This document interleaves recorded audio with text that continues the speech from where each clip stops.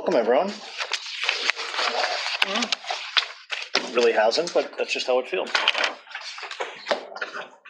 First order of business is the March 9th minutes. Is there a motion to as drafted? To approve the March 9th meeting minutes. Is there a second? I'll second. Any discussion? Pam seconded. I have one item to bring up. Bruce Fenny.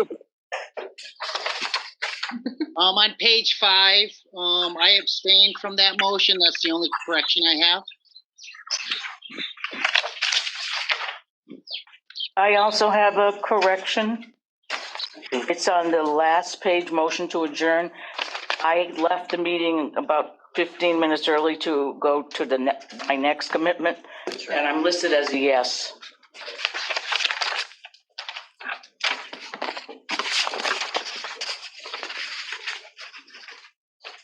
Thank you. Do we have to redraft or can we approve them as? You can approve them as scripted. With those revisions. All right. So I would say, should I move it or does he move it? Go ahead. Okay, so I move to approve the March 9th meeting minutes as amended. Is there a second? Second. Any discussion? Anyone remote? Seeing none? Do the roll call. All right, Mr. Crucial? Yes. I'm a yes. Ms. Blair? Yes. Okay. Mr. Page? Yes. Thank you for being here. Ms. Hill? Yes. Ms. McNally? Okay. Ms. Margin Boucher? Yes. Okay. Mr. Fenny? Yes. So Barr's out. Mr. Thompson? Yes. Mr. Quimby's out. Mr. Christensen, did he make it? I'm going to be here, Gordon. Okay, so he's absent, and Ms. Collins absent, so that passes. Excellent. All right, minutes approved. Thank you. Moving along, do we have any members of the public that are remote or in the room that would care to bring any matters before the committee? Not yet. Seeing Nobody with a hand up. Seeing none. Moving right along, Mr. Murphy, floor is yours. Appreciate it. All right, so we'll start off as we always do with just a look at the timeline, the schedule for the whole project. The project team put together kind of a high level Gantt style chart of just the timeline, just because I know when we get into the weeds on the full project schedule, that can become a little monotonous. So we just thought this is a nice, simple way to show it. So from origination of the project back in 2019, with the acceptance of the statement of interest, invitation into the MSBA program in December 2019, then that queued up the forming of the project team, which brought along Skanska and Jones Whitsitt and SMMA. And then you'll see the orange block there, the darker orange block, that is feasibility and schematic design. So that blue vertical bar that cuts it almost in half, that's where we're at today. So as of right now, the feasibility study, as you folks know, we're really just awaiting the formal approval from the MSBA on April 26th. So that's when we will achieve official approval there, and then move into schematic design. And then schematic design taking place up until the board vote, the formal approval from MSBA, which is in October of this year. And then Ben, just for clarity, are we actually pencils down while we're waiting for that, or are we doing what we do? so that's a good question, and Dory can explain a little more. But when I show these, a lot of these, well, it's all based off of what I need to submit, the schedule I need to submit to the MSBA. And so I always show that as though we're not doing work until after their formal approval. That's how they like to see things. But to Steve's point, it's not like we're just sitting and waiting and doing nothing. We are taking advantage of the time and progressing into schematic, and assuming that all is going to go well with that vote, which it will. Terrific answer. All right. Ben, another question. Yes, sir. Do they have another round of comments possibly, or are they just in discussion now? So what Okay. you receive for the comments when we pass in the PSR submission, that's all you'll receive for Okay. comments from the MSBA for the feasibility study. Okay, great, thank you. And then so from there, it can take you through the rest of the project. Vote in November, approve, vote. We move into detailed design, construction documents, start progressing those to a point where they can be bid out. And we're going to start in the, I'll get into it. We did include the full schedule as well in the next slide. I'll get into a little more when the construction manager at risk activities are going to be taking place. But we're showing them in the blue bar here, starting construction in July of 2024, spanning out. We have the building being complete in August of 2026, and then you see that bar continues for the demolition and the hardscape landscape with the project afterwards, and then close out 2027. Wow, that seems So seems way far away, but I guess not. It's like tomorrow. At this rate. And then we can go on to the next one. I just wanted to touch on a few things in the full schedule itself. So like I said, you'll see that the tab for preferred schematic report is at 99%. Once again, that's just because we're awaiting the formal approval on April 26th. So we're showing schematic design submittal development, which we all know is taking place right now, but we're showing that starting the day after and spanning out through July. And then we've got on there the community forum in May. But the whole process is going to be very similar to what we did for the PSR, for the PDP.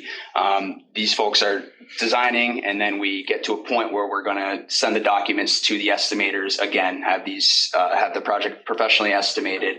And then with that,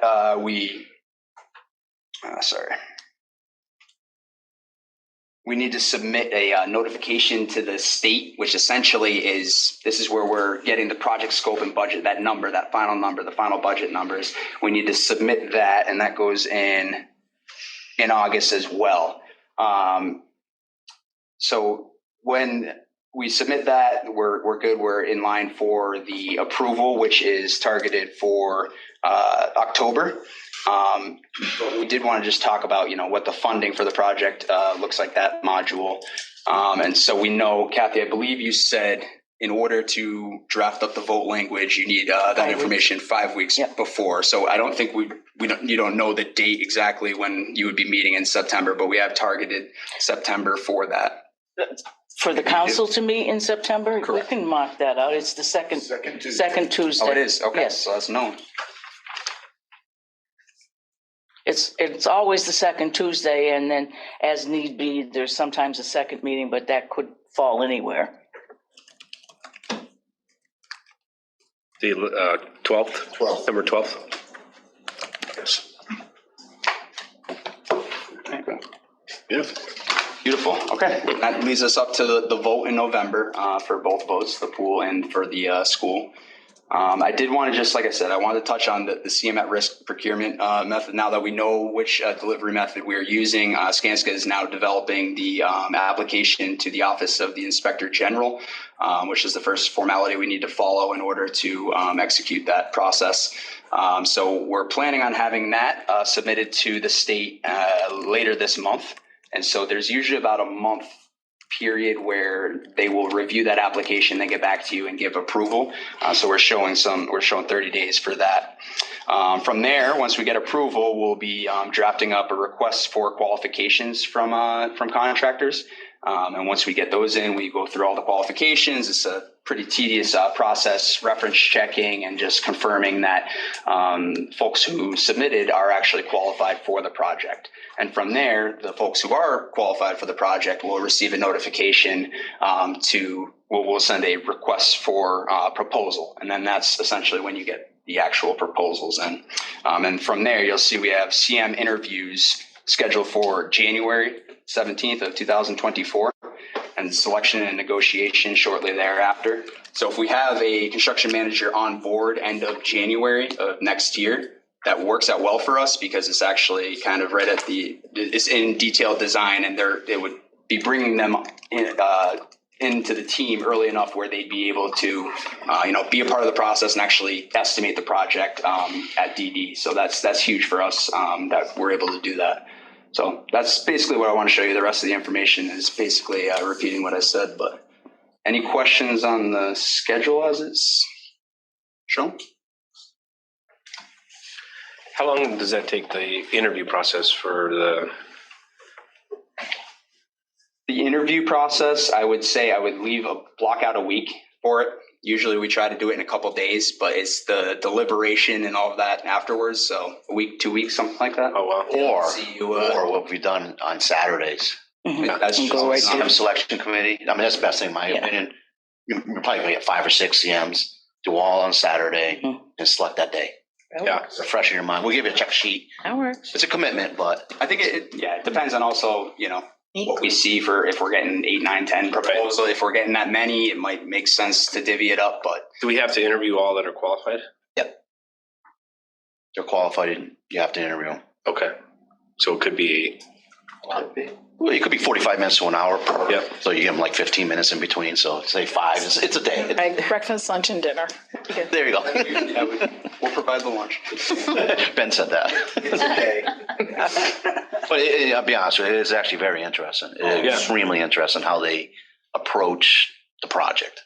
And then you'll see someone just go above and beyond, and you'll see others that kind of, in my opinion, just boilerplate. They got it from 3 weeks earlier, but fill it in, yeah. yeah. So we should schedule a day as soon as we can, I would say. Yeah. Yeah. And we'll need to assign the committee, whoever that may be, to sit in on those interviews. It can be fun, like Dale said. It's a commitment, but it is. We got 4 years with this vendor, Yeah. contractor. Yeah. Well, we took it easy on you guys. I know. But All right, and then we don't have a specific slide for it, but we wanted to just touch base with you folks on the pool project planning and preparation that's going into that. And so I'll start off, and I know you've heard this, it's been conveyed to you many times before, but it's an important reminder that, the current feasibility study agreement between the MSBA and the town is specifically for the high school project. We all know that. MSBA will not provide any grant participation towards any projects that entail a pool whatsoever. And so with that said, the funding and the contracting needs to be completely separate for the pool project and for the school building project in order to maintain the MSBA reimbursement. And just some updates with where we're at with it, because it is upon us. So the town did receive a proposal from the design team for schematic design services for the pool project. The proposal is under review right now by Skanska and the town. And, basically the overall goal of the SD phase is very similar to the building project.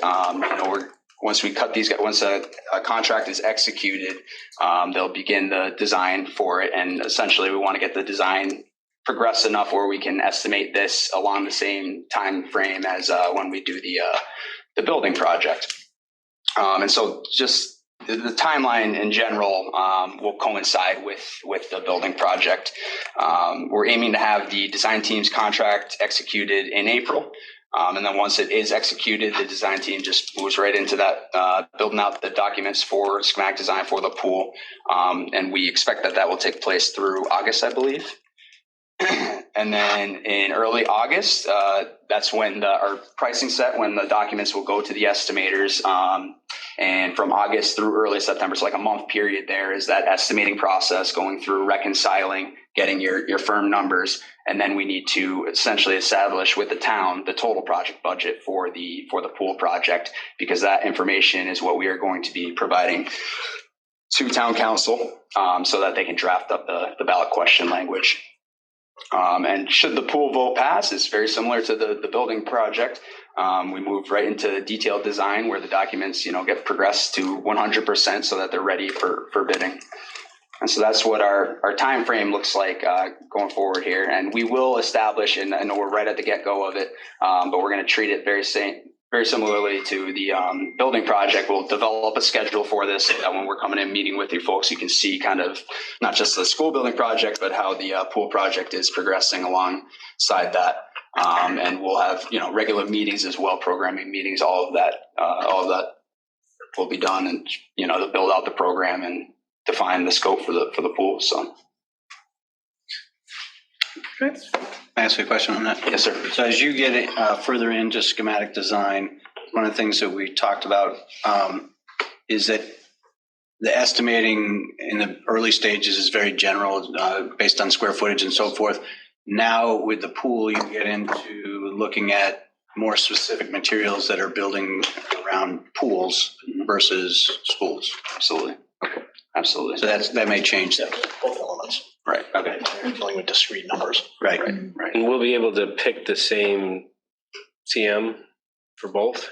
That's what we're We have an opinion from the OIG.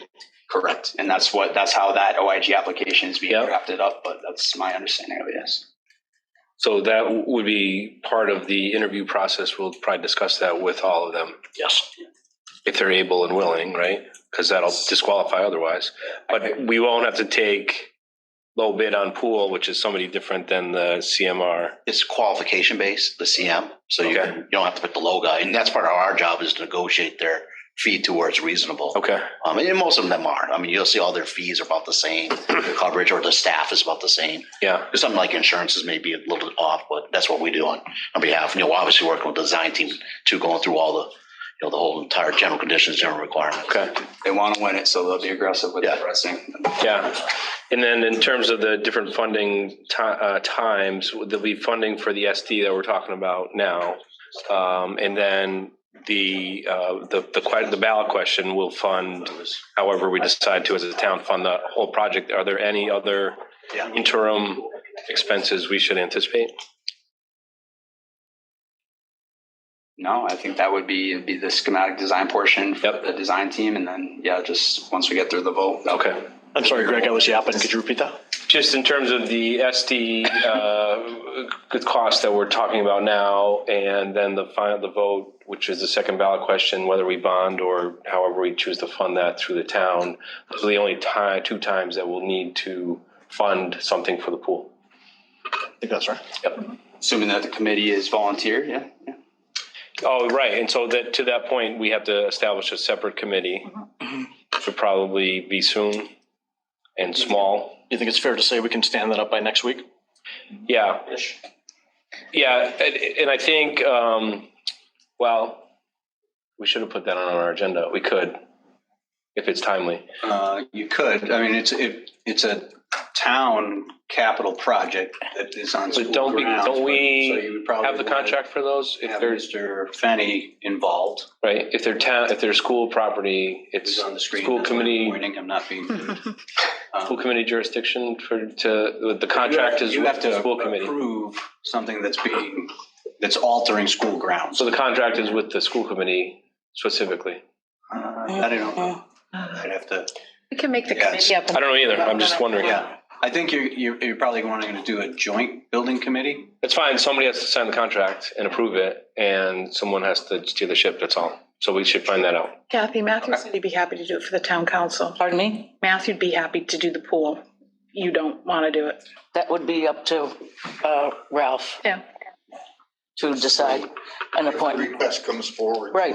we can discuss it on Tuesday. Yeah. So are you looking to put together a committee Yes. Oh, should. your next meeting, or? Sooner than that, if Our possible. agenda, But Yes. Well, so how many Yeah, who should be on people do we want on it? I guess that's the first kind of question. Small, right? You guys. Well, I mean, in my mind, it was 5. I mean, if we, by definition, need a council representative, I mean, we can certainly increase it as Yeah. required. you And need someone, I would say you need someone from rec Yeah, Don. or aquatics. so I'd like to be part of it as a representative of the school committee, certainly, and this committee. And then Steve, if you wanted to be on it, I think Gordon, you should probably be involved. Either you or Would love to be on it. That's Either you or Pam, though. one of my goals this week, to see if I can get on another. Another committee? I know. Be both. That's a swim test. Oh, give him a break, guys. Either he or her. Pam. Yeah, you think, I don't know if I'm supposed to admit this, but I have coached swimming and I did swim. That's right. So Donna, a member of the council, and then maybe a parent we can pull in. Does Yeah, Kevin? I mean, probably, Yeah, what about your athletic director? Yeah, Kevin may want to be on it, but I don't know if he wants to be on We it. can ask him if he's willing. I mean, Cora Govan, We would favor having the athletic director so that we can get information at Makes that sense, meeting yeah. rather than go out and He's on it then. meetings. He's All right, so that's like 8. Frank, Fine. Steve Crucial. I wanted to ask, has the proposal that Ben was referring to for the schematic design, has that been forwarded to a particular department in the town? Because I have not seen it. No, it's Not as of yet, Okay, but we're still working through our own screening before we push it forward, Mary. all right, thank you. and not that important right now, but I would assume that it would make sense to have the program meetings or any meetings for the pool with that committee maybe after this meeting or after the school building committee meeting or before or whatever, just on the same day. Yeah, we'll keep it parallel somehow. Yeah, because you all will be here.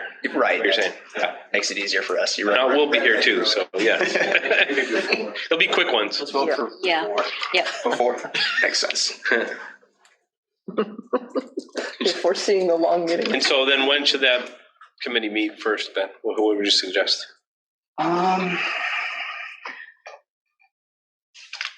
Once we have the contract for Yeah, we have to get the contract in place and then which will take us like a kickoff for the. I mean, I think if the contract's in place, we will immediately start working on a sort of a programming diagram to confirm program. That's where we need to be going. We'll be getting our consultants signed on. We already have proposals from them, so we're ready to go on that regard. So I think we can start working and then show up at that first meeting, with that information to confirm with you all to talk about the specifics ideas. of it. Kind of So thing. yeah, so rather than wait till that meeting to kick off, we'll come ready to that. Okay. So May. Yeah. Excuse me. If you guys had an affirmative, we're going to do this. Yeah. It'll take a little bit of time to settle the paper, Yeah. but please start thinking. Exactly. That's why I don't think we need another meeting before that next one, which would be our next school building committee meeting, right? So we'll. We have that date already. Right. The sooner we get the green light, obviously, the better prepared we are. At least. Okay. We don't have a date yet. We should probably do it before the forum. Yeah. Yeah. Yes. So when's Forums on the Forum's the 18th, yeah. You want to pick that date now before people leave? Yeah.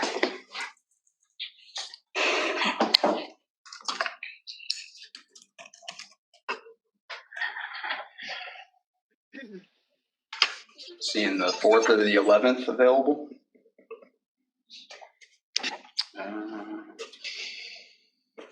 Yeah, 11th works for me. May 11th work for people on screen School building committee. for school building committee? Is that a Thursday? That's a Thursday. Yes. Yeah. Those are our standing budget subcommittee. We'll all be here, but it could back up tight. Okay. Mary and Tom and Kim and myself. For 4 Every o'clock. Thursday or? Every Thursday till June 1st. Yeah, okay. I'm sorry, So- Ben, tell me again what the next SBC, how does that relate to what we're talking about? Because we'll be We're trying to trying have the pool meetings before the school building committee. All right, so it's just scheduling. Yeah. What if you guys did the pool meeting maybe quickly before, because you guys are gonna be here, I was gonna say over Zoom, before those. Well, we'll be here, but if our meeting runs tight, we'll be sliding in at 4. Yeah, that's fine. Yeah. Um, I often have some. so then pool at 3 for those of us. Pool at 3, And- sounds good. It's nice to swim at 3. So May 11th then, May at 4. May 11th works for the few people we have here tonight. Right. Frank, does that work for you? Yeah, it looks like I'm open.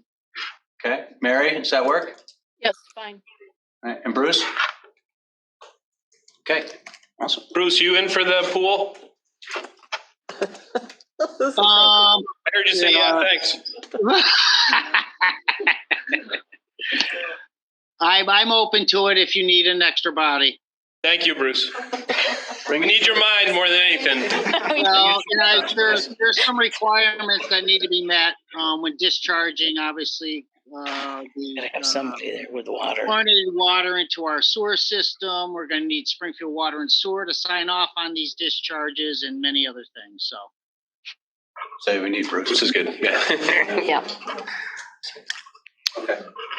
And then we would have to draft someone from rec and so forth. Was it? Yeah, so you'd probably Donna and So the AJ. is it? We have Gordon, Kevin, me, Steve, Donna, town council, and Bruce. Was there anybody else? 5, 6, 7. Rec. One of them. Should have somebody from the community, right? Oh, you had Donna. Oh, and then a parent. Yeah, like Cora.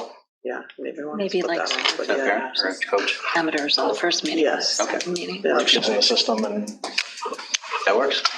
A parent and a coach. 3-time championship coach. Ah. Okay, I was a 0 championship coach. Dory and I were just sidebarring over here, and we were thinking, actually Phil had thought of this, that maybe the second meeting. So the first meeting, we kind of set some parameters. Maybe the second pool building committee meeting could be at West Springfield.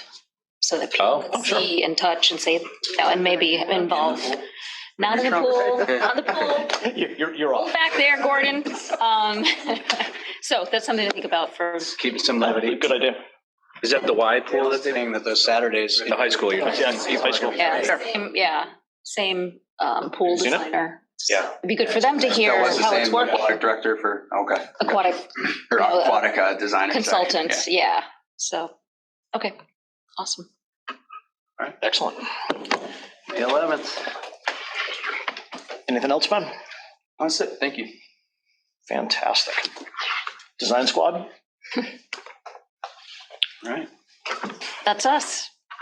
All right, so at the March meeting, I think Christian thumped down a couple of binders and said, there's a lot that's going to happen in schematic design. And this is actually, these are lines from our work plan. So up to date, you've been looking at very diagrammatic plans that are based in reality, sizes of things, adjacencies, some initial massing, but now we're really going to get into a lot more detail in order to develop that project scope and budget. So along those lines, we're going to be, we will be tapping into our focus groups again, the ed planning focus group for bigger picture stuff, plus some programming that Dory will speak to a little further into this slideshow. We will be tapping into our systems and sustainability focus group and broaden it and have a green design, green building charrette, which is a requirement by MSBA, but it's also a good idea. And it's not just about the systems, but it's about the site, a lot of other aspects, the materials, indoor air quality, all incredibly important things. Safety and security, we'll dig into a bit more detail and have another meeting. We had an initial meeting back at the beginning of the project with police and fire, more around site issues and some initial discussions about the building entry sequence. But this one will be a bit more comprehensive and will involve our consultant in that one as well. And then along those, we'll just continue to be updating the space summary, which again is our Bible in terms of sizes of things. We'll be designing the building, right? We'll be continuing to work on the floor plans, elevations, sections, which are vertical cuts through the building, and some more massing studies that really talk to how the building sits on the site. Materiality, I know Beth's expressed interest in that, both interior and exterior. This is the phase where we will do those life cycle cost analyses. So initial early building modeling and being able to see, the costs of various systems. We do have to model 3. And then, 2 others in addition to the system that we're favoring currently, which is the all-electric air source. And what other critical things? And then the other piece to the programming that'll happen in this phase is FF&E, furniture, fixtures, and equipment, and technology. We need to develop budgets for those pieces of the project. So the furnishings, the equipment, as well as the technology. So those will be more in-depth meetings. And also in this phase, we'll have what are called room data sheets. So each type of space in the building will have a very detailed list of pieces and parts that will be in that space. So it is definitely more detail to follow in future phases. But again, the name of the game in this phase is developing the project scope and budget. So any questions about some of those activities? And we will need your help. So Actually, that soon. I kind of do with the furniture because I worry about the furniture situation. Like I'm in a school here now, 20 years old, and I'll give it since its update, it's 20 years old, and all the chairs are starting to crack. Like as the children sit in here, this is the year, they're all going. So, but then you'll also be Not in a in room. East Long Meadow. Not in East Long Meadow. Then you'll be in another room, maybe like a schoolroom in East Long Meadow, because this is where we are, and the furniture's from like 1950, and you can't kill it. And so I understand about style and I understand about, having things be movable and all that kind of stuff. But I guess I kind of want you guys thinking, when you start thinking about the furniture, think back to what's been put in the schools and maybe what hasn't working. Things with wheels they break. So I guess I'm just nervous about being too trendy and everything's got to move and let's make it easily accessible, because I feel like in 20 years, we're not going to have the money to start replacing this stuff when you hear it go quick, quick, quick and break, because they're bringing the old chairs in that are sitting in Storage. So Keep it in mind, for sure. Yeah. I mean, because I want the pretty, clean, sleek, cool stuff, but I don't know if 20 years from now, we're going to be able to replace it. So just a thought. Yep. Absolutely.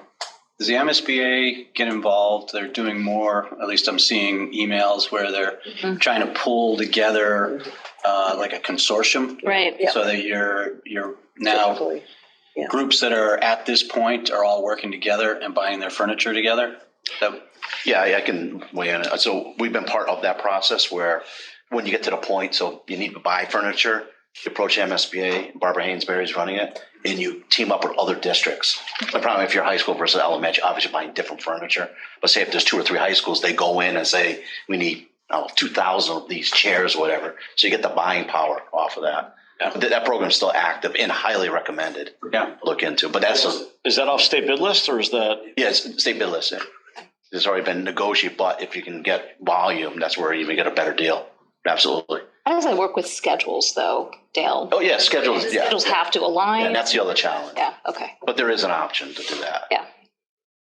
And in terms of when that happens in the process, this first phase will be based on a presumed per student availability of funds, and then determining based on the size of the school, number of classrooms. So it just determines the budget, but the real getting into the weeds on furniture doesn't happen until we're quite far along, because everything is so much more volatile on those costs and those availabilities. So we keep revisiting until we're actually out ready to buy those final lists. So moving on to the next. So I think Helen did a great job giving you a picture of, I think your screen is a little funnier than mine there on some of those texts. Let's see if it can refresh. I don't know. It's on yours. In terms of the process, where up until now, what we've been really working towards is a plan that reflects the program. And we've been working on getting the program settled. And at the end of this phase, we actually have full, floor plans, ceiling plans, sections, consultant drawings. So the set that we're looking at and getting numbers from is much, much different. So in process, we talked about that, but in terms of getting to that, inevitably, there are things that we did in SD that we made sense from a program standpoint, but we weren't convinced we were happy with yet in plan. So as we're in this little period before we're formally kicking off, we're actually already as a team meeting with internally architecture, structure a little bit, and systems a little bit, now that some of those decisions were made about where to go forward. And we're addressing questions that we had in the plans, things that we think we could still shake out before turning this into a modeling environment that all the consultants are working in at the same time. So we want to start a new model, 3D model, and everybody will be seeing it together. So we want things a little bit more etched in because we didn't feel we were sure. So there's some questions that we got together and started reviewing and talking about as a team. We met up in Greenfield. So looking at some things like improving the circulation, there's things about the circulation that we felt got a little bit more complicated when we brought the district offices in. And since that's a commitment now to keep that, we're looking at whether that 2-story, 1-story element of the district offices makes sense, or if... Are you revisiting that specifically and putting district office on the first floor? Yeah, and I'll show you some just rough sketches to help. I've had that thought too, so I'm glad you said that. We ended up, because of egress issues, having to have an extra elevator, extra set of stairs. It felt like we were creating a lot of corridor. Yeah. We weren't sure we were really happy with. Okay. Dory, these aren't placeholders. These are actual questions. These are questions. These are some of the questions we've already asked, and you'll see we're already exploring. And since exploring it is often ugly and sketchy, you got to see the questions, and then we'll show you a little bit of what we're looking at, but it's not really illuminating the way the questions are. The cafeteria is such a critical part of it, and we know that there's a real desire for the cafeteria to meet a lot of goals, both as a large assembly space as well as a comfortable space for students, as well as an access to the outdoors, as well as a sort of circulation hub, right? So there's so much important element there. We keep going back to the cafeteria, and as we start working in section, trying to figure out how to work that through better. The entry, we felt like the program was working, but the entry felt constrained. It didn't feel like from the exterior. Now that we have some plan in place, we're really looking at the massing as well to be sure that coming into the site, it's a welcoming, receiving, and inviting space. So looking at it three-dimensionally, we weren't really happy yet. We weren't happy with the canopy, which felt like it was reflective of the old canopy, but the students actually don't like very much, to try and figure out how we could improve that. So we've been exploring things there. The PE wing, generally, I think what we heard from the faculty is that it's easier to supervise if those spaces are contiguous, if you can see from the gym to the alt PE space and to the weight room. So we've been thinking about that and thinking about the locker rooms the same way for basically faculty ease of control and supervision and staffing to sort of have more connection. So we've been looking at rearranging those spaces as well. Doria, specifically on the locker rooms, we had briefly mentioned the proximity to the pool. Yeah. Using, also just to bring up the field and use of the locker rooms for teams coming off the field. Exactly. So right. Just so that's all in your So that's where we were head where, okay. And we have to keep looking at it, and we look at as in site plan and then in the building and then back into site plan because there's constraints of the road coming around. We feel like we have a pretty good boundary now on the circulation around the school that keeps us somewhat constrained, but if we can open up the school a little bit and, still control that. And then, to move on to those questions in just a second. Student support is another question we'd had where once things start falling into place, we have admin and guidance on the first floor, but in the end, there's always been this kind of how much program to put up there at the front and whether that then keeps all the adults essentially far from where all the students are actually learning. And once we start to move some program down to the first floor to support the auditorium, which is one thing we've been exploring, like bringing art closer to, it was a comment that came up at the FAS, should art be supporting the auditorium so that you can have set building, music, art all together.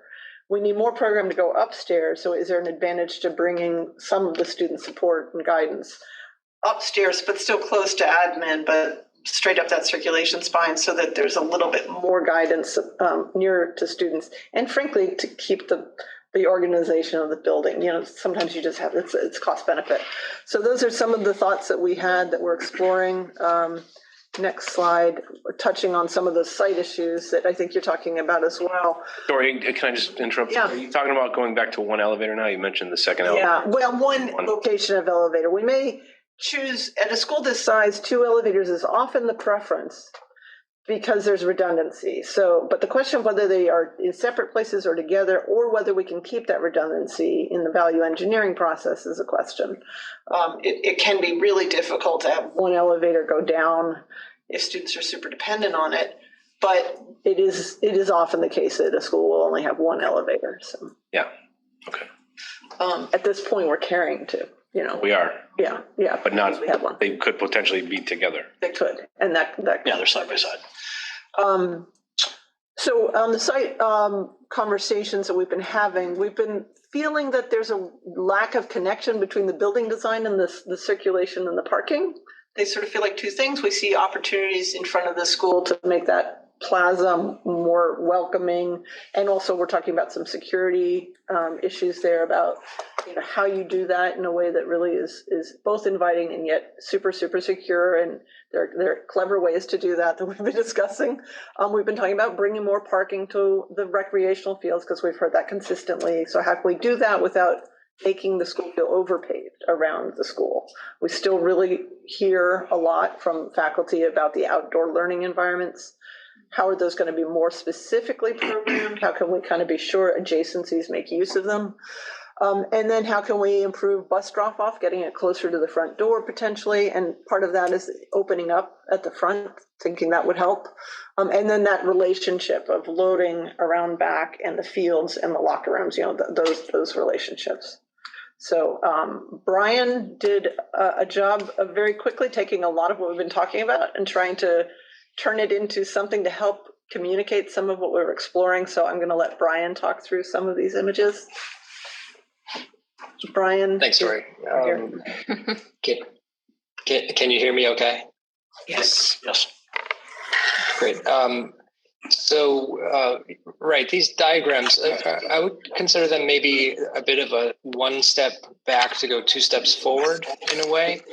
So, we thought, given the new sort of phase and kickoff, to take a look at what we had with the PSR plan at a very sort of block diagram level, and to look at some of those tendencies that we had incorporated that, maybe we didn't have a chance to fully kind of investigate all of the different layers of how does this affect the site? How are the program adjacencies really working? How does this affect the massing? That was a comment that the MSBA group made, and we agree that there could be a clearer expression of the form of the building. That's going to be important when you look at it from the approach and on your way to the entry. So given all of that, these are, again, simple blocks. They don't include all of the sort of circulation through all the space. They're more about sort of clusters. How do we take this organization of what was basically a 4-cluster diagram around a central kind of heart of the school idea, and evolve it toward something that starts to consolidate some of the ideas and synthesize to work better for all of the above mentioned areas. So we might want to slide, and I'm seeing a zoom in of the first floor plan that has the district office as a 2-story stack. That was one of the areas we were looking at, as Dory mentioned. If we go ahead to the next slide, we can see what you see right away is the display of the phys ed and athletics wing, which has an apron in front of it of a 1-story set of spaces. Here it's part of it's actually the nursing suite and a conference room next to some of the special education pieces along a corridor that provides a scaling down at the front of the building in front of the gym. And so when we were doing this before, we had the phys ed alternatives out in front, and that was creating a bit of a jostle between the 1-story and maybe 1.5-story spaces that were fronting the building. So the first kind of realization is kind of the display of the front of the building is a little bit more open, a little more flat, maybe is a way to describe it, and potentially reaching a little bit better and embracing all of the different ways to approach the main entrance, so that we're not as much entering into almost a right angle entry, that we're able to kind of balance and center things from that approach, both the main drop off at in the front and the smaller drop off that comes from the parking area along the east side. So again, within the gym wing, phys ed alternatives moved inboard, which not only helps the massing on the front, but gives that ability to monitor what's happening in those spaces from the gym. So it takes some pressure off the staffing component. When teachers are in there, they can see what's going on in adjacent spaces. That's just some of the thinking that we are implementing kind of throughout the planning moving forward.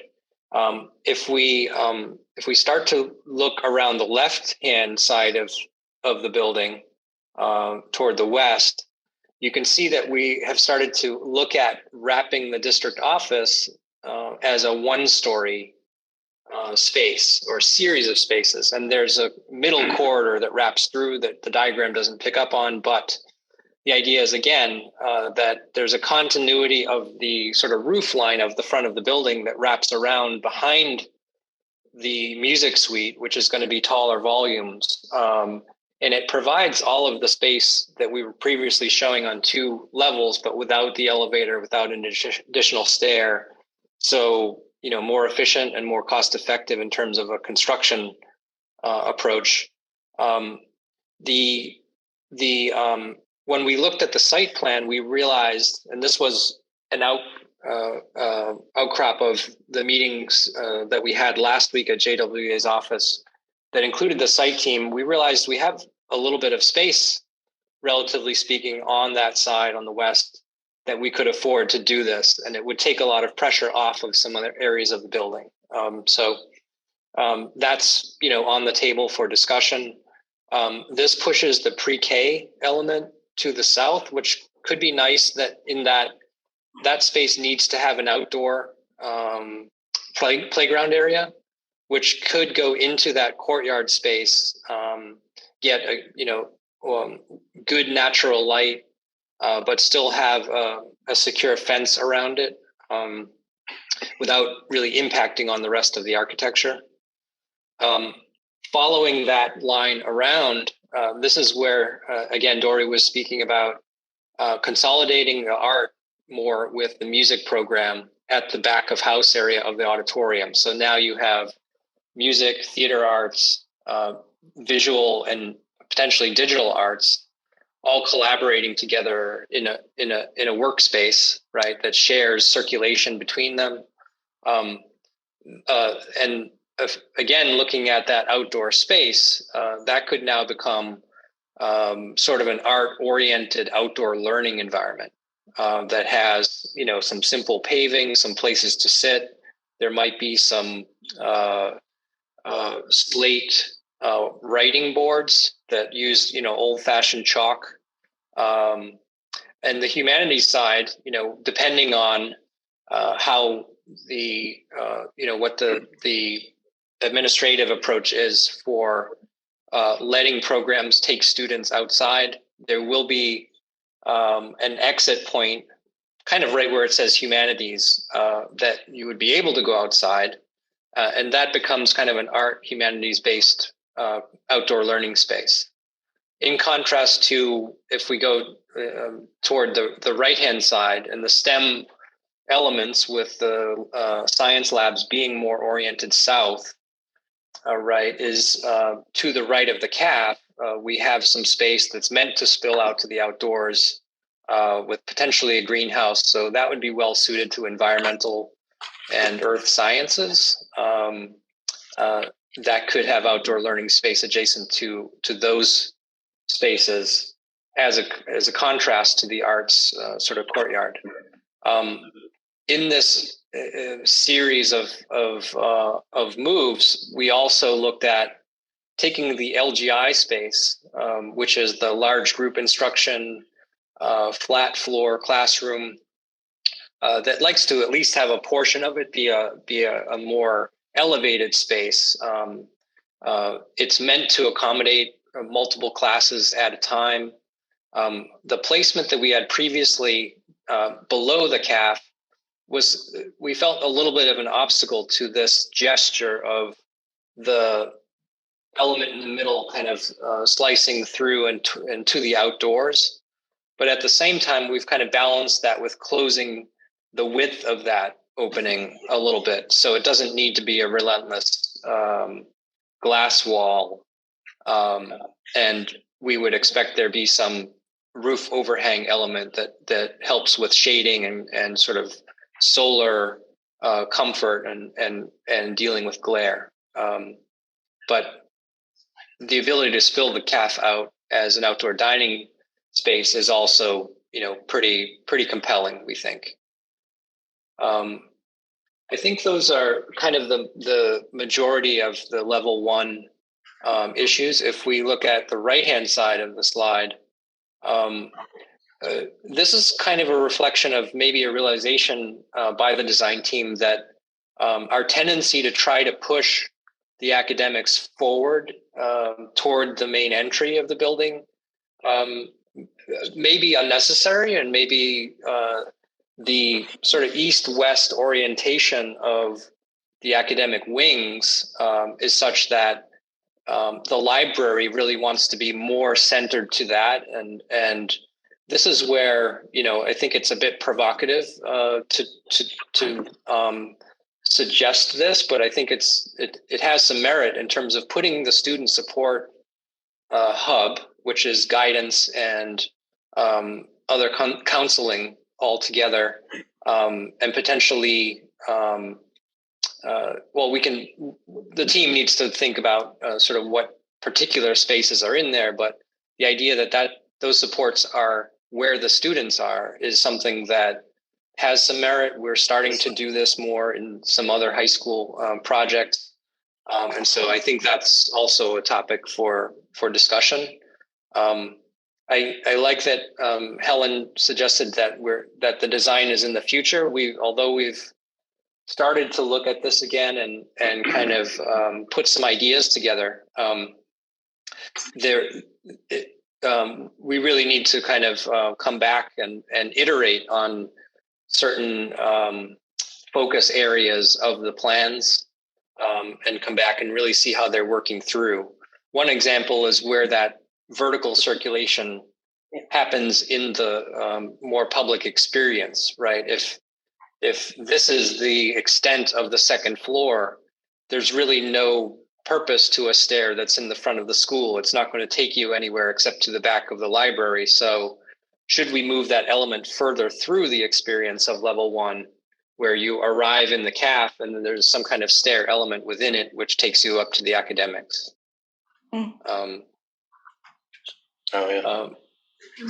As we move, the next slide is not meant to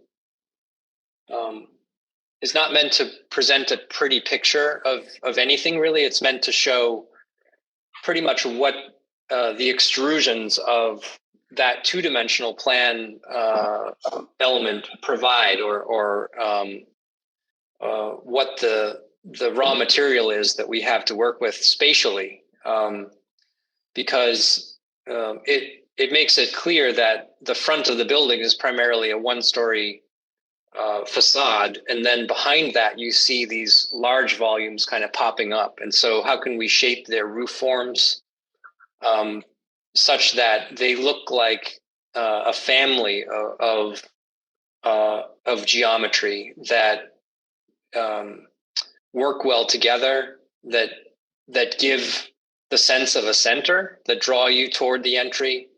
The entry itself, needs a lot of work. We were kind of struggling to find a space that we could amp that up with, putting it adjacent to that front vestibule piece. And that's something we'll continue to work on. Meanwhile, the lower front of the building allows glimpses to the academic wing to the right, which is splaying out toward the west, and maybe even toward the center to the media center. On the left, you can see the termination of that internal corridor through the gym and phys ed wing that could be a more sort of public entry to the gym if arrival is off the page to the left. And also could serve as a good link to the future pool project. So those are some of the things that we're kind of looking at. Again, the massing is something we need to do a lot of work on, but this is really just showing you what the plan sort of develops into as a three-dimensional idea. This phase is extremely plan-centric, so we're going to be looking at plans, iterating again and again, and but eventually we'll come back to this idea of what's the language, what's the form that's really attractive, that differentiates it from other schools in the area, So we're really excited to get that started.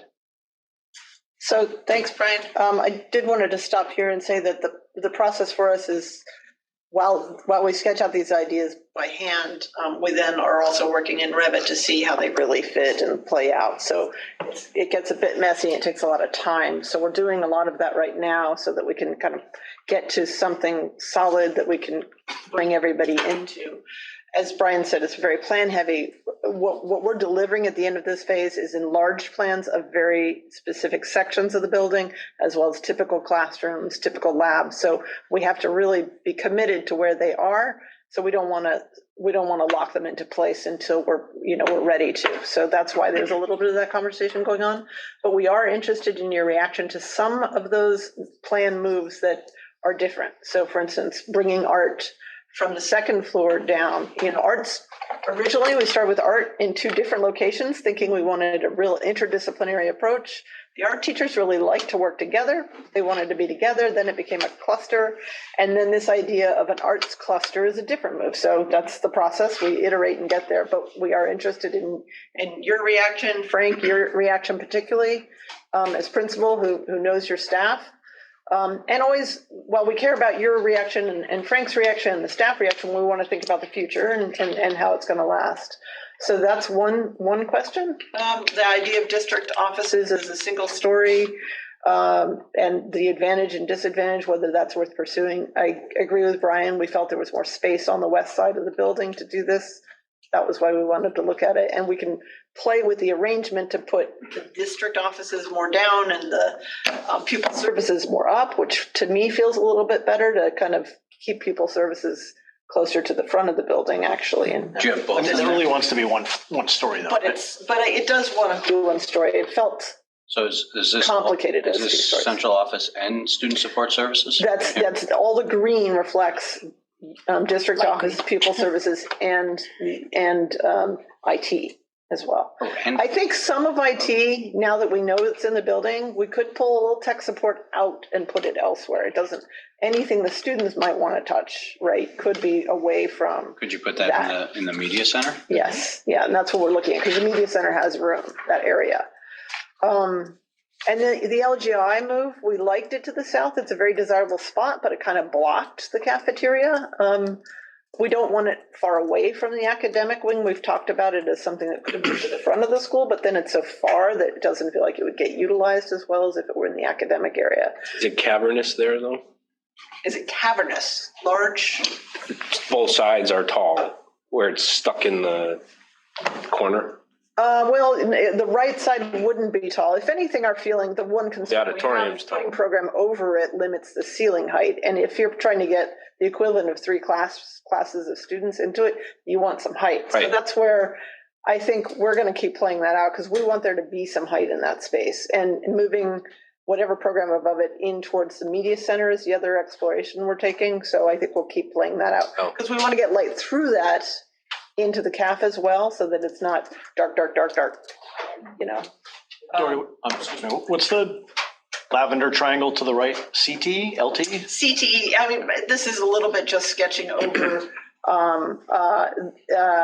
That's really in our plans, that's always been sort of the core space of the teacher program, teacher planning unit, the bathrooms for each wing, some of your core spaces that don't need an outside wall necessarily, because they're not students sitting in them for hours on end. Even teachers are only there briefly, for a period. So IT closets, things like that, tend to fall there. When you were mentioning the stairs, you're saying when you walk in, you won't see the stairs, but you want to put it behind so the kids will be in the cafeteria going up.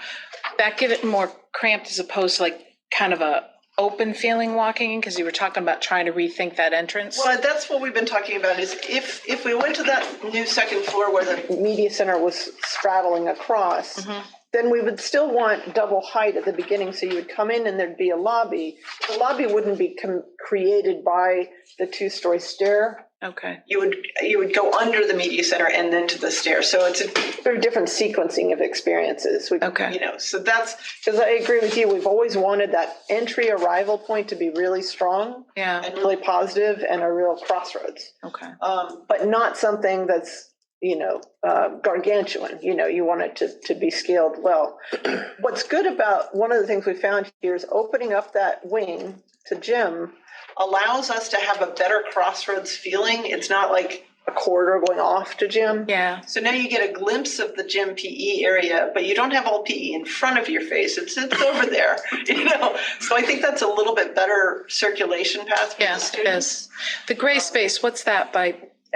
That's frankly the hardest part of the building because it's where we need the loading dock and mechanical spaces and back of house Kitchen. stuff to happen. Oh, no, the kitchen's blue. So it has to be central, but it's a program killer in terms of your entry point, right? So Right. you need your bathrooms that support the auditorium, which is your largest assembly space. Right.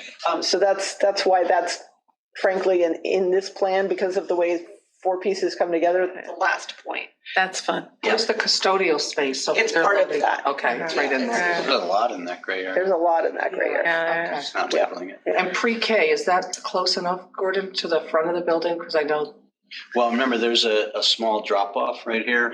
okay, I was forgetting. We're gonna do a loop there, right? That's There's gonna be a loop. Yeah, right here. and I think that's a good question. That's a question we've been having. So this sketch shows it to the south, like south exposure, Yeah. whereas the west exposure would put the pre-K area, outside area, to the west. If it were to the south, you'd probably feel a little bit more to the south.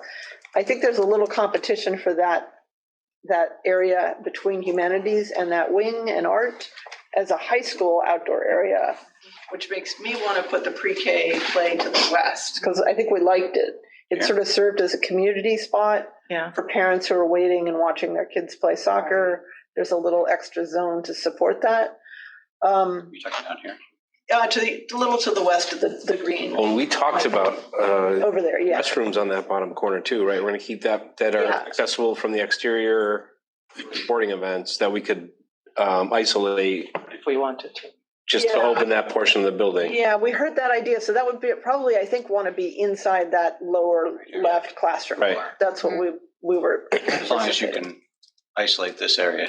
Yeah, that's, yeah. So yeah, just isolate those And two. that's not going to make classrooms smaller or anything, because I appreciate and I understand. No, I and think they know should be it. usable. They're also during the getting a school day. bathroom on the other side, so I don't want to lose, I think it's a good idea. Yeah, but use them during the But- school day, but just Yeah. have them accessible. There's got to be a Because that's a window door. area too, where, you're going to miss out on light if you do stuff like that. That's the thing that we've always internally debated is whether we want to program around that or open there. And it doesn't mean that the bathrooms, if there were bathrooms, they couldn't be. But putting bathrooms on the outside takes away valuable outside wall, which is why we tend to put the bathrooms inset.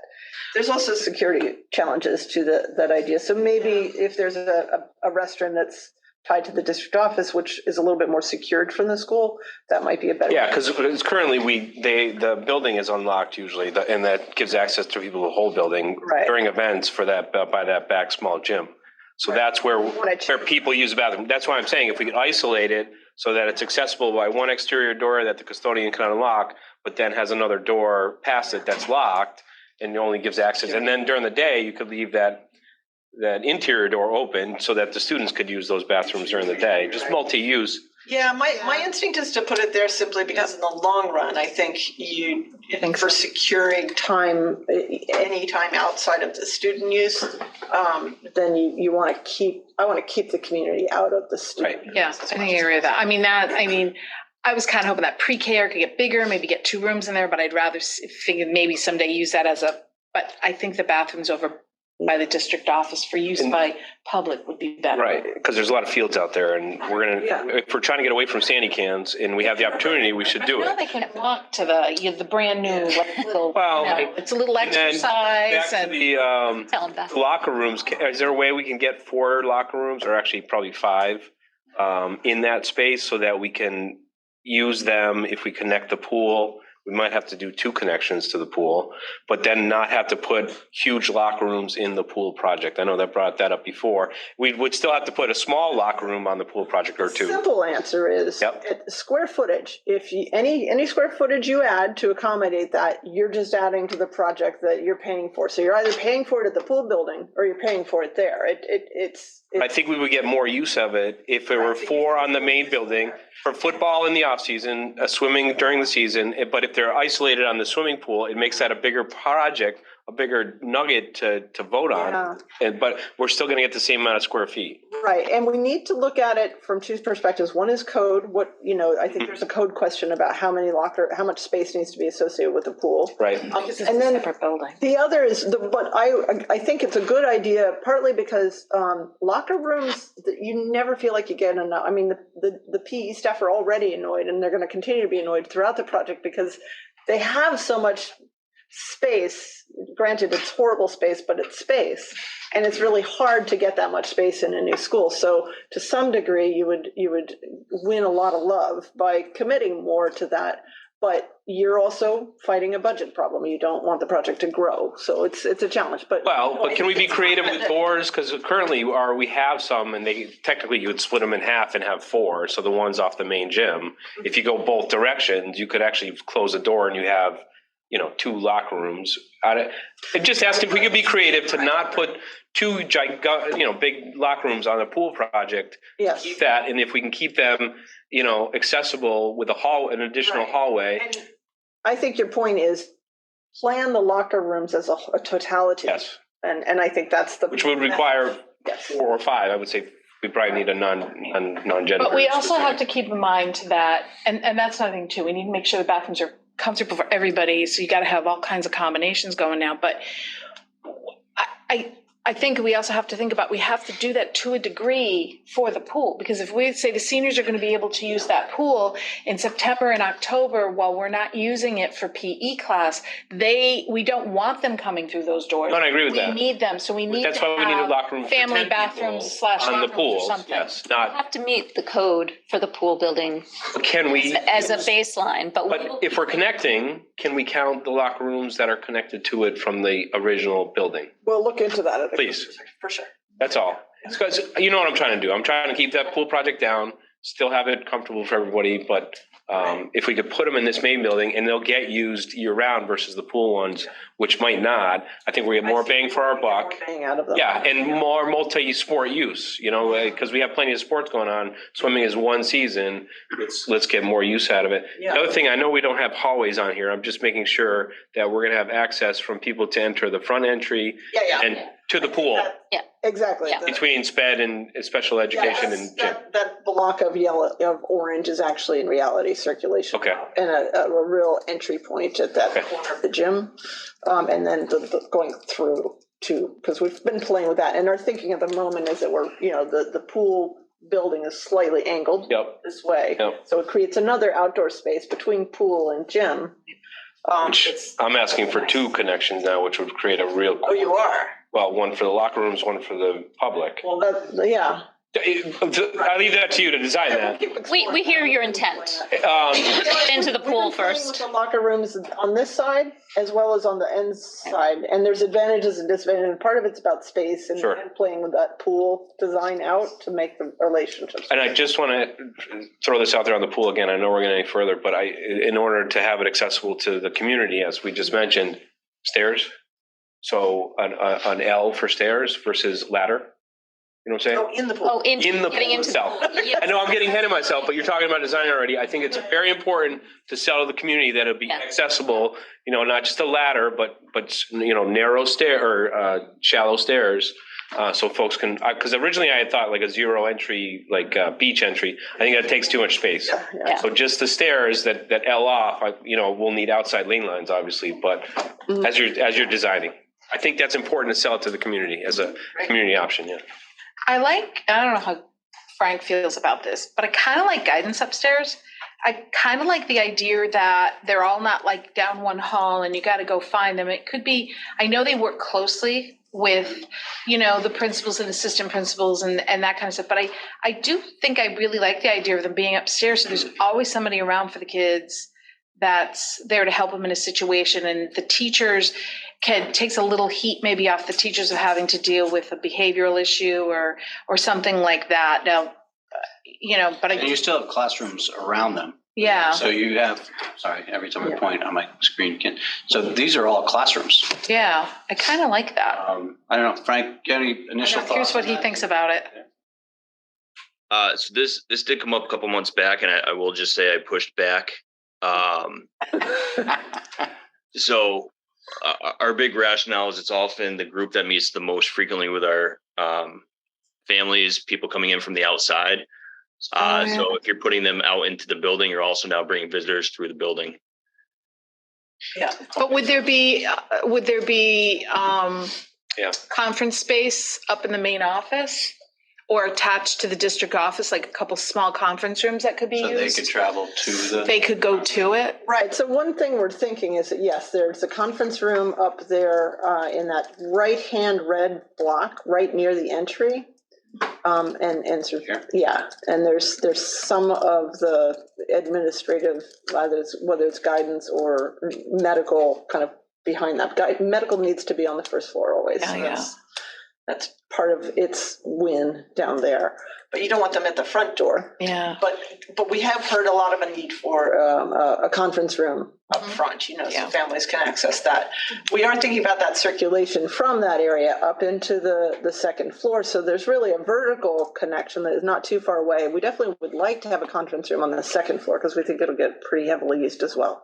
So the program currently has 2 conference rooms plus the district offices has a conference room, a people services conference room. So there's 3 conference rooms to spread, and I think we'd ideally triangulate and have them in 3 different locations so that they're utilized. The media center area has a fair lot. We have flow there. We have room, even to the right hand of where it says media library. That area can grow. So we have a lot of room here to work with, and that's been the tricky part, figuring out which way we want to go.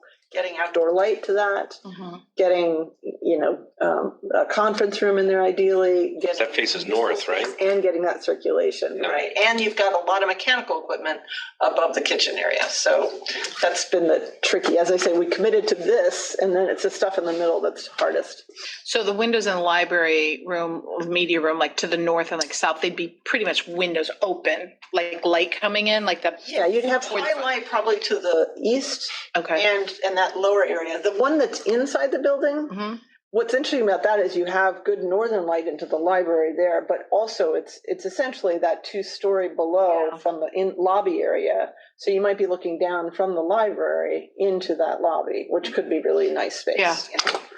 And you said the stairs will potentially face the cafeteria? We're playing out different. Because remember the school we went to, they could sit during lunch on the stairs. Right. A lot of people, and I think that was used a lot. Yeah. So that might be nice, a nice aspect. I know you have to come around and go up. Right, that's what's funny about it is that, you don't want to approach the back of a stair. So you can do a long stair, a wrapping stair, various ways of thinking about it. If we want the stair to be the thing you see when you come in and invite you up, then we want it facing, north. But if that takes up a lot of square footage, then I think a more contained using the stair to contain against one of those side walls creates program potential inside the cafeteria. So we create some lower spaces to work with, and that has some advantage. And we're trying to get away from the cafeteria feeling like it's surrounded by a rail system, like a mall, So we're trying to really bring content to it and still keep the 2-story experience. What about LCAT and IT? IT's up in here. All in the green bar there. Yeah. Okay. Yeah. First floor. Yeah. Both. Yeah. Yeah. Again, maybe a little piece of it breaks off and joins the media center where it's student facing. Yeah. In there somewhere. Great. Looks great. Yeah. Again, sorry that they're just really rough at the moment, but just to give you some idea of what we're talking about. No apology required. Just to give you a sense also of the process ahead, we've covered a lot of this, so I'll do it really quickly. And Frank, I'm glad you're still here because I was really looking forward to this. I sent you an email already saying that what we need are actually department by department meetings again. And we do this 3 times. At the beginning of the project to find out about the school, at SD to really plan each actual program area. So now we're not talking about how does this all work together. We're talking what's going to be in that science lab. So we need to hear specifically from people about their area, not about the school as a whole, teaching technology, furniture questions, things like that, so that we can create those room by room sheets as well as room by room plans. That involves a series of meetings, and I've laid out the idea of 7 different meetings with Frank, that once I have a good time, we'll take care of organizing it, but they would be Zoom based for those individual departments to meet with us. Dory, that 2:00 slot, I think, is what works best. Okay. And if I just schedule 2:00 meetings and try and invite people, that generally they could probably get coverage to. They don't need coverage then. They'll be out. That would be after school, so we wouldn't necessarily have to coordinate coverage. Oh, great. Okay. So I would just ask you to avoid Tuesdays. avoid Tuesdays. Thank you. Great. It's impressive. People showing up too. You providing incentive, Frank? So we run them after school in the first few rounds, and we didn't have an issue. Okay, awesome. Good to hear. At the end of that, the Ed subcommittee will meet again and we'll revisit the big picture takeaway, because there's always differences of opinion and we need to have some resolution on teaching technologies and things like that so that we have a strategy. Community project review forum we'll talk about, that's coming up. We'll have another forum in June, and we'd like to focus that on sustainability, partly to sort of follow through with our leads process, get everybody involved.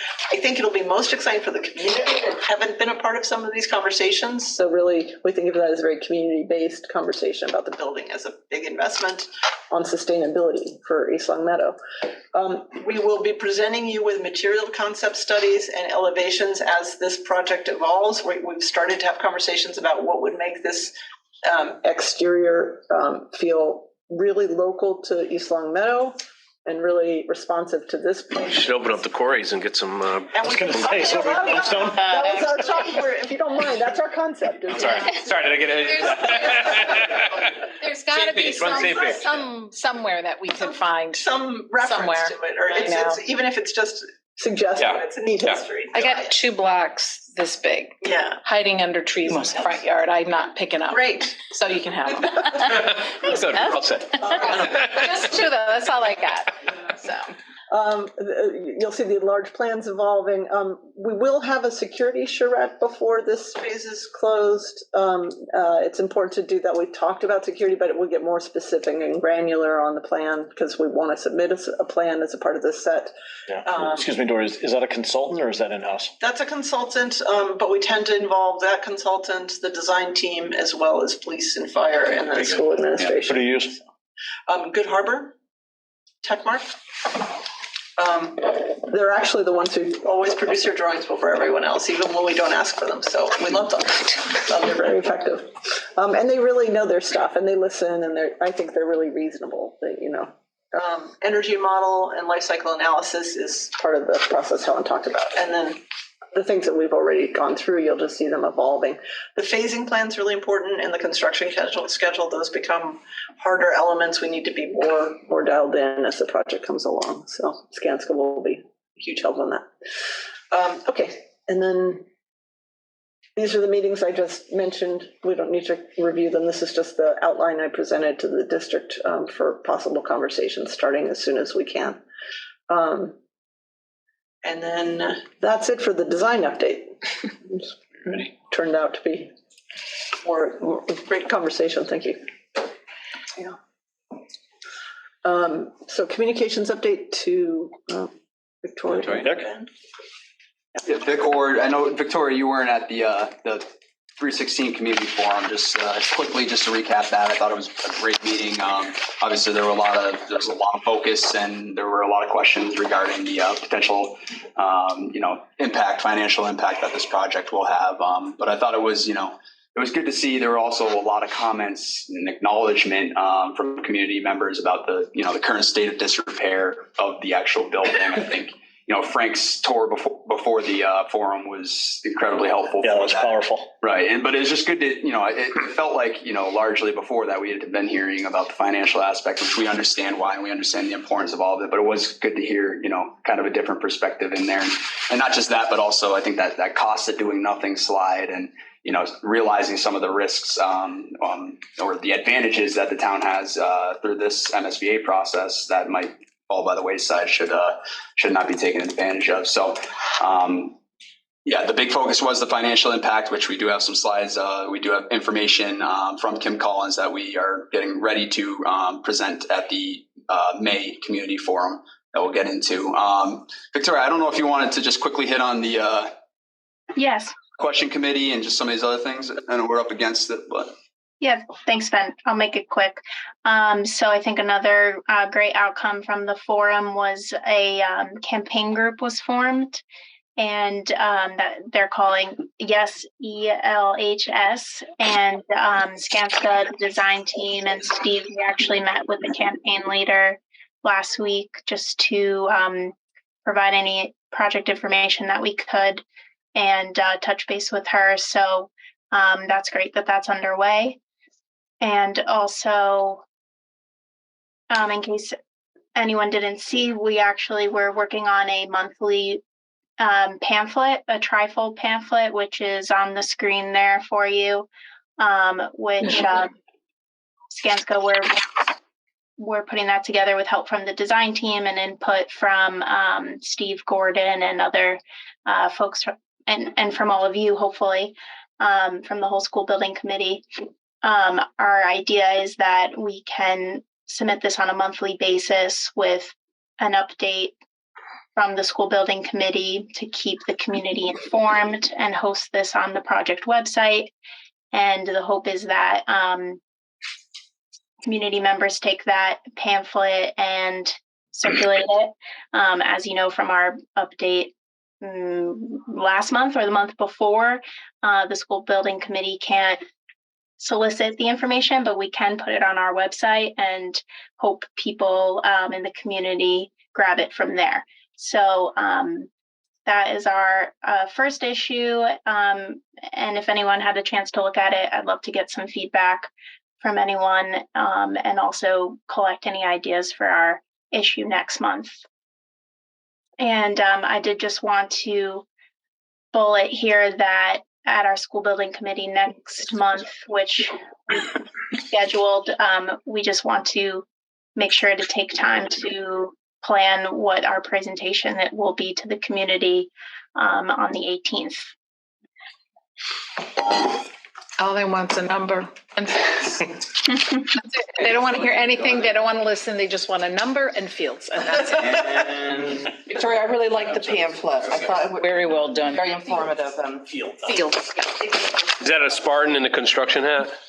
Yes. The design team put the Fun, super fun. We haven't. That was Molly's. Yeah, I saw it. okay. That's great. I'm going to be honest with you. I think it's important Is that to in an email? Yeah. have them see it. Other people will walk through it. Yep. So next, Yeah, please. Okay. So in the interest of saving time, I think we can go, this is just a summary of the estimated construction costs based off of the preferred schematic report budget information. So we can probably skip over this. This is all stuff that you've seen. I think the next slide will probably be more incorporative of the... Are you finding the numbers are they about what you originally thought? Or is things getting worse in terms of square foot cost?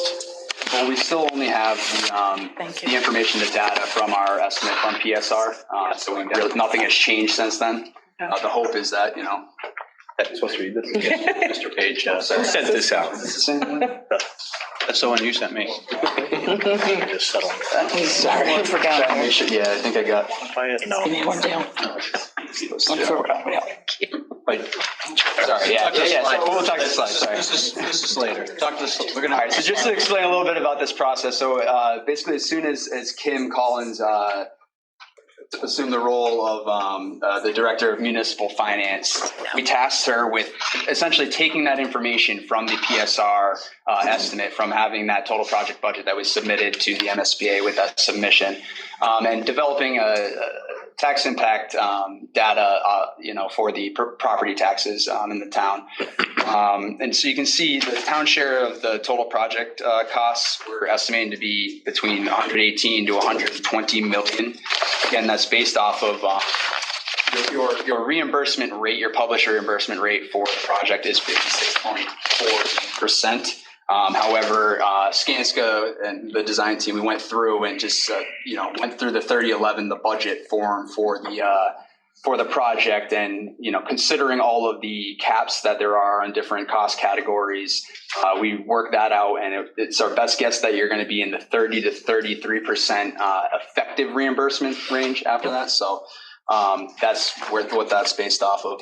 And then you'll see below that, I guess the best way to look at this, the estimated tax rate impact per 1,000. So if you take the current mill rate in town is 19.2 cents, sorry, $19.20 per thousand of assessed value.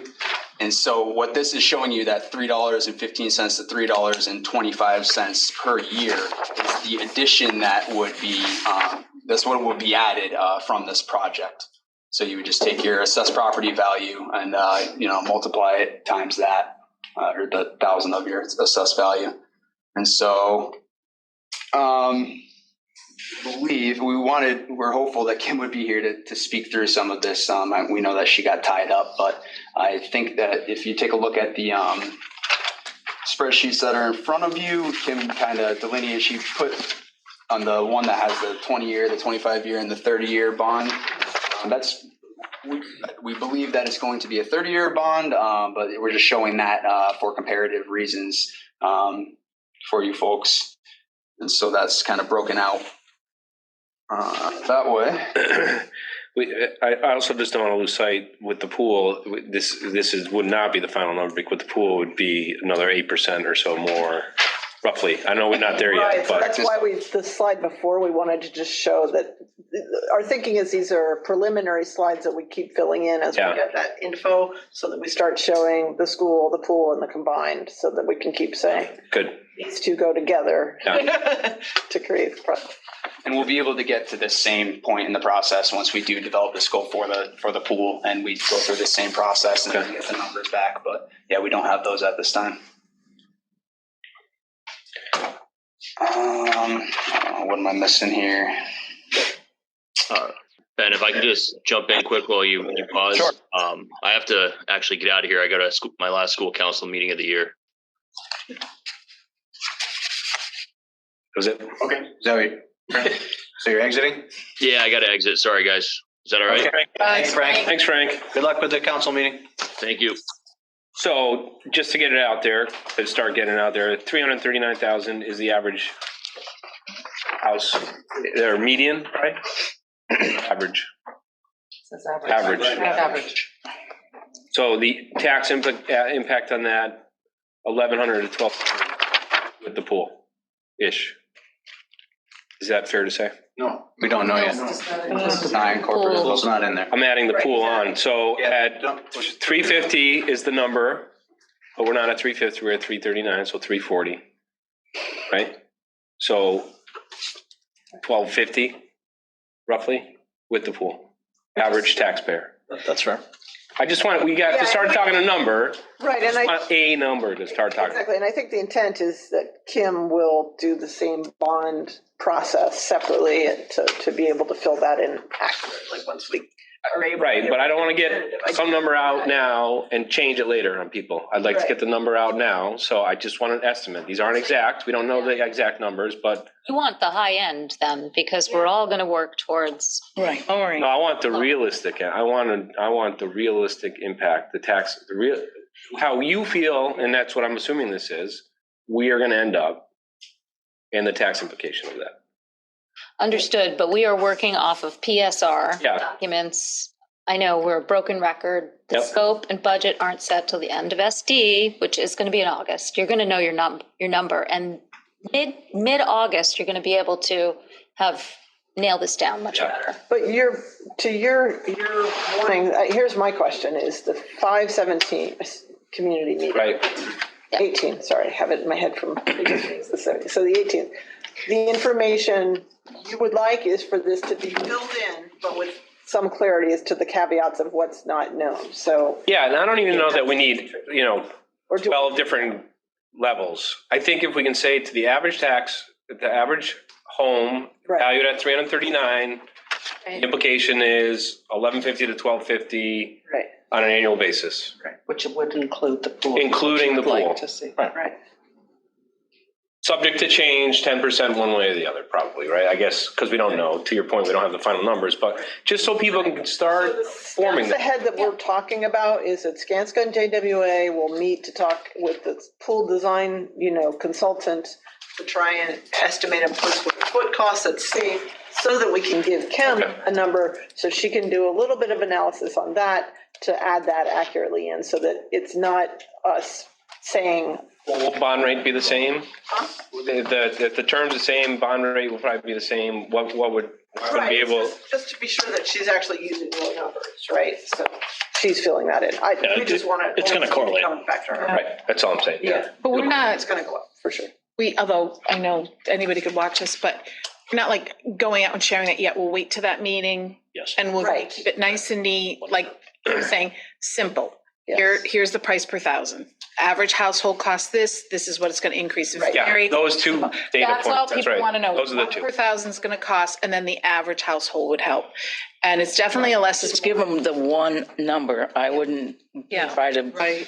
explain. And it's gonna be two different bondings anyway. She can't roll the pool cost into the school cost. It has to be two separate bond notes. But what I'm asking for is if and when both pass, what the tax implication would be to the average taxpayer. So I want that to be the number we talk about, not here's the school and here's the pool, because You probably won't know that for May 18th. I think it's gonna be the same kind of, Yeah. right, it's gonna be the same kind of deal we're looking at with the building project, right? I mean, we're not gonna know exactly what the numbers are until a certain date, but we also are working as a team to give you some semblance of what that budget could look like. Right, I mean, We don't directionally, know exactly, that's why I caveat have an everything, I idea. say 33% versus, that's our best guess at this point. So that's, to Dory's point, we gotta work together with the aquatic designer to get real costs and then, actually formulate a budget, because it's not gonna be apples to apples comparatively to your school building, so. And our general recommendation is this screen right here is what we repeat, and we continually, if you go to the next screen, we kind of try and keep the same talking points here, that these are estimated cost figures until we get to the end of schematic design and we have a scope and budget agreement with the MSBA, and that's the final. So the numbers are going to change, tax information changes in the town before you get to the bond, so keep revisiting that screen as the information tightens and clarifies. so for the next, I'm sorry, excuse me, for the next public forum, is the intention to leave the pool column blank, or are we gonna square foot it and at least have something that we can speak to? I think the latter. good, that's where I want to be, because we have to be. I mean, that's. Yeah, completely agree. After our, yeah, Well, absolutely. I don't know. how because to it's go a separate vote though. You know what I mean? It's gonna be a. Yes, we're doing one project. don't We want gotta to split it in look- half, but we're doing one project. But we don't want to look sneaky, and we're not being. Oh, that's sneaky. fine, We're break it trying to up, give I them don't the care, full- break it in half. But I think they need to know the cost of the whole project, and then maybe. Then the breakout. And then the. But like they breakout. just said, I mean, it's right there. Yeah. Project combined. That's fine. Yeah. Just keep bringing Keep it the up. 3 columns. Yep, that's it. Right. Yeah. And that will be good for MSBA, right? That's the Our big thing, process. is we just need to make sure that, that is clearly, broken out. and Exactly. it's- Could be taken by anybody and. And I'd almost use the higher number and not even put a scale, just use the higher number on the school part, the higher number on the pool, the higher number combined, maybe less numbers to look at. Understood, but if you show a range, then you kind of are indicating where we are in the process. Okay, that's fair. It really is. That we're kind of, Yeah. okay, that's fine. It seems to feel a little better, because again, All right. a lot of this we have no I like power our range. over, and I guess I feel like people were feeling, like, not that we were holding back information from them. It's like, and I just wanted to jump up and say, look, we get it, but we're not going to, it's like you want to engage with them because you could tell they're frustrated and they're going to pop. So I'm happy we'll have numbers. But yeah, I think we do have to split up the pool from like, right, it's a separate vote. Yeah, what Ben also just said about the effective reimbursement rate, because that also came out at the last forum, frustration with, you're showing me 56 on the slide, I can do math, that's not 56, and then we go into this song and dance about the caps, and then it's too complicated. Maybe we just start saying, your effective rate is this, and if anyone asks, then we give them the, And then that why. 30 to 33 is just the main building, correct? You didn't put the pool in that, which is zero. No, you Zero. just- No, it's zero, but I'm just saying effective. it should be tied. Did they ever get back to us or give us any idea of if we did a comprehensive renovation? They didn't even give us an idea of the approximate they would reimburse us? Nothing. But they did answer more conclusively that undersized spaces wouldn't be reimbursed. So that was where we felt they'd been a little vague, or the language was a little vague.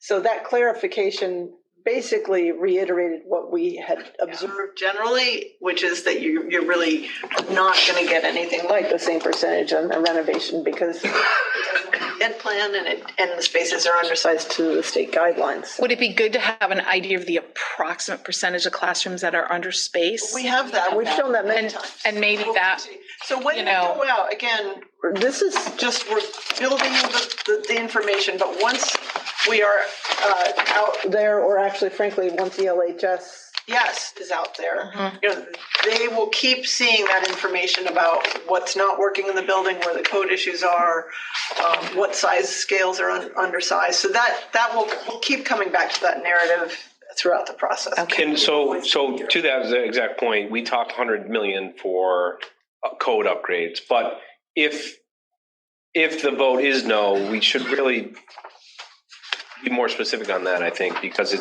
won't necessarily need 100 million right away, right? I don't think I would spend a lot of time talking about that, because if anything, you're inviting that option. In reality, we're not sitting here designing a renovation for you. Right. So you'd have to go start the process of that, and then you would end up with a real answer. But that's a real number, though, still, that 100 million. It reflects all the costs. Frame of reference, if we were to do everything at once, which of course you never would, but it's. Of course, we never would. Reference. Versus 120 impact on the town.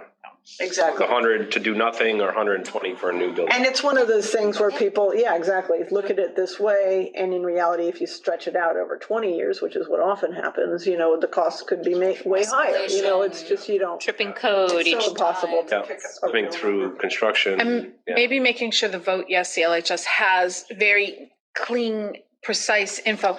People tend to feel like things are being hidden, where they're not sharing everything with us. They're lying about us. They're voting on things that they shouldn't be voting on. And we're constantly, it happens all the time. And I just really, and I know we didn't want to give out a price too soon, which is the right thing to do, but I just want them to be like, oh, it's there. You know, somebody can take it and forward it to someone else and it's there, you know? Sure. Okay, thank you.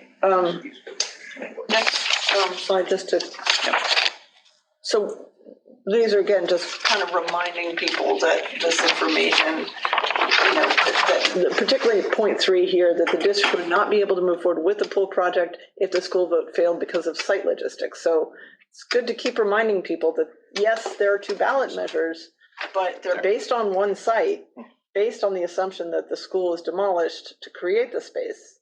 So if we're designing a schematic design for the pool, it's in reality, both have to pass. So within the Warren article, that should probably Very clear stated. language, right? Because they will vote All right, Kathy, what you say? in the fields.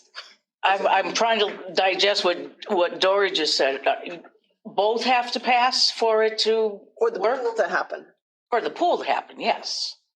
Right, you can't just. So within the whole building and a new pool. Within the pool Warren article, somehow it should say subject to vote 1 passing. Yeah. However, the lawyers tell us to do it. Right. Yes. And it has to be bold and has to be understood, like, because people don't read What anything. does site logistics mean? Just like, I'm just thinking of the forum. So as you know, let's pull that out and say, okay, so what does that mean, site logistics? Yeah, but I think, Gordon, we can tell people if the school doesn't pass, we're not doing the pool. And right. For whatever reason. Because we have I think you do that. But tell them why. Tell them why. I think it's helpful that they'll see, right? They'll see the plan, they'll see the demo, and then that's where the pool is. So obviously, those 2 things have to happen. And I just think that's a useful point than just, by the way. You just give them the legal wording, whatever that may be. Yeah. And then like you see when there's referendum questions, summary. If you vote yes, blah, blah, blah, blah. If you vote no, you just have to be as fundamental as possible. So Steve, if I might, we've got a ballot question coming up just like this. What it would be is the pool and that building would be a non-binding question, which would mean you have the option not to do it. So if they vote yes and the school passes, then they would do it. But if that gets a yes vote, it's non-binding, and if you're not doing the school, you're done. I think you might have to say it that way. But I don't know, it's non-binding. I think it's binding. No, it's non-binding. Well, And let's face it, Oh, but that could- you're gonna put it in. I mean, oh, but not if That's how you structure the question, right? Structure. from a We'll go to the legal attorney. perspective, we're doing that right now in a municipal. And the Attorney General has to give a wave at it too, so that's another reason for 5-week lead time. That makes sense. Sure. Good. Okay. Final slide. Not Not bad. Done at 5:45. Just now, thinking of the future. Is there any new business? Meeting before this. Any new business on the floor or on the screen? Mr. Fenny, you look like you're about agitated. to present some new business. He's ready to adjourn. That's what he's. He's already voting. Mr. Page. So, I did look at the schematic showing the whole school and showing the front parking lot and all, and I have concerns with plowing of snow. You have tree belts in there and everything. It just isn't effective for plowing snow. It's so interesting because I mean- Mr. McCarthy had said that. Did you hear him say that? MSBA brought it up. Also looking at the number of trees and the amount of leaves that are gonna come down and the maintenance aspect of it and. Fun. It looks pretty. It looks pretty. I will tell you that it's a balancing act, but there's two things. One thing is at this stage of the design, it's extremely hard to get the site team not to put trees there partly because it's a way of explaining what's green, what's not. It's kind of a helpful device. It doesn't necessarily reflect an accurate tree count. The second is on we have a balancing game here between stormwater and parking. And to some degree, the designs often now evolve such that you're really producing a swale. Like right now, we're at quite far along on the school project where we have a swale. We have no curbs. You go down into a swale. There are trees in the swale. The snow's going to end up in that swale too. It's a very, plowable site. And it looks very different than probably what we have traditionally had. And it's a way of addressing both of those issues at the same time. And it will continue to be a discussion. And there will probably be some things that will worry you still that we will continue to work through. But I wouldn't at this point worry about seeing trees in the parking area and think that is going to be a problem for plowing. Got a long way to go. Wasn't just as much the trees. I mean, as it is, right now we have a large open parking lot. Right. Very easy to maintain. Yeah. Once you start putting islands and all in it, Yeah. then you might as well just add to your budget replacing all the curbs. Some of that is sustainability and urban heat. Yeah, and it's some of those measures balancing that are acts, being yeah. considered too, but we'll definitely Just keep it in something to mind. look It's true, and Consider based it's also part of the security conversation. Yeah, well, I like that you can't pick up speed. Yeah. You can't, maybe less. But I like the idea right now, they just go any way they want and there's no defined thing, so maybe fewer, Right. but still.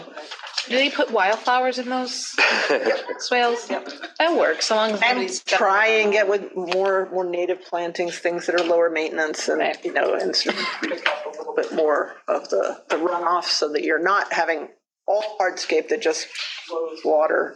Yeah. Not as exciting, but the design of the stadium concession stands and facilities, bathrooms. When does that happen? When do we start talking about It's all in the process. Okay. Yes. You can, as you can understand, we're always so caught up in the building that it does tend I just don't want to forget about it. It's not going to happen. It's important. It's got to be in for the the community. Yeah, exactly. So I think the more we can start to talk about that, it's one more thing that will get people out to vote and be excited So about. maybe that's Good point. numbers plus doing some more on that. On the amenities. 18. Yeah. Yeah, Because okay. they want to know about that. They want to know Review. about basketball courts. Yes, basketball, tennis court. Tennis courts are going to be Yeah, located. more emphasis. Since we're talking about that, what was the decision on pickleball courts? Because there's a big contingent of people. Yeah. I think But I know what you're going to say, and I know it's feasible, but I don't think the tennis community, as well as the pickleball community, wants the taped over tennis courts. I gotcha. Do you know how many, Kathy, two courts I'm not a more reasonable than one, do we know, or? I think 2 pickleball courts fit on a regulation tennis court. Okay. So putting in at least 4, I don't know. 4 pickleball? Yeah. Oh, yeah, that popular, yeah. Oh, yeah. Gosh, yes. To be booked We have nothing. It's everywhere. every night, every weekend. And it's supposedly It's not. the fastest growing Yeah. sport in America. I play every Thursday. Do you? Oh, yeah, it's awesome. There was that small area by the gymnasiums where you had originally thought you might put basketball, or was it? No, pickleball. That was the Pickleball there? Well, I mean, is that area still, no, we've used it for other things, that's I fine. mean, again, as we evolve the pool location and that area between the pool and the pickleball and the pool and the school, there may be some area there, but again, we presented that concept, but we did pull it out of the site costs. Can you always, if you make 2 proper pickleball courts, can you always make that the main thing? And then if somebody just wanted to put, You could adapt the other. could adapt it the opposite way? And well, another thought Like here if you is had a, in terms of the overlap of the two. yeah, I'm talking about more for a tennis meet. Could you take those, it would be like, you know, like. I don't know enough about it to speak. We do it now. So we have 6 courts. Right. And one of them's lined for pickle. Right. And I believe you need 6 courts for a tennis match, right? For a I don't have tennis players to know. large, you mean, yeah, that's the. So we must be using it, I think. Yeah. When we have a match. Right. Yeah. Just, yeah. So, I mean, if we can make, PE goes out and they'll stripe other courts and they'll build a pickleball unit. Another option that seems likely now that we're CMR here on this project is it's one of those nice to have ideas that We have if there's space for it, it's there, it stays sort of out there on the edge. Project keeps going along. It's the thing that you're kind of always trying to pull in. If you aren't able to, you've allocated the space for it and you're I think it's important that we have it, and perhaps now we focus on a multi-purpose tennis pickle on 1 or 2 of them, and then if CMR allows us, perhaps we build them separate. Well, if the space is available and it's allocated and, push comes to shove in the 11th hour and you can't put them in, if the space is there, then there can be that booster club effort to put them in. I can't imagine they'd be that high cost. In the scheme of things, Right. I mean, this is not even a rounding error, Right. right? I mean, so dollars all. I mean, it would have to be level and, right. Well, I don't know about that. Do you think? How much for the tennis courts? We'll put them in. Any idea, Pam? No, I don't. They're not going to need lights. They're not going to need lights. Well, but they play at night. Well, I mean, if you're going to give the Cadillac model, yeah, but. That's when they play now, though. It's all some. Allocated, at least you can save face with that and say, look, But I think it gets more interest in the property having them here. Yes. I agree with your point on that, yeah. 100%. Yep, okay. Yeah. Multi-use facility. well, we can let them know that there will be pickleball courts. They have access How we to do that, we don't know yet, but we'll do it. Well, they already We'll think have they access are. to that. Yeah. That's good.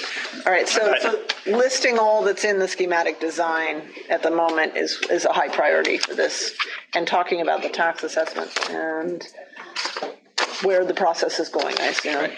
Okay. Any other new business? Dale? No. Sure. Yeah, good. Just listening. How's your chance? Oh, good. We had 10 minutes to 6 if you want to just talk. Like, yeah, you want to go home, do you, Gordon? Seeing none, do we have a motion to adjourn? So moved. Second to. All right. Discussion? Seeing none? Second. Pam? Yep. Okay. Any discussion on that? Mr. Crucial? Yes. I'm a yes. Ms. Blair? Yes. Mr. Page left. Bill? Yes. Ms. McNally? Yes. Thank you for hanging in. Ms. Margin Boucher? Yes. And Mr. Thompson? Yes. That's all we have left. Mr. Fenny? Affirmative. Still there. Did you already adjourn? Yeah. You moved? Yeah. Why I it's was in the just dark? thrown out there earlier. but- There's in center square. I think we're adjourned. Thank you, everybody. Very well.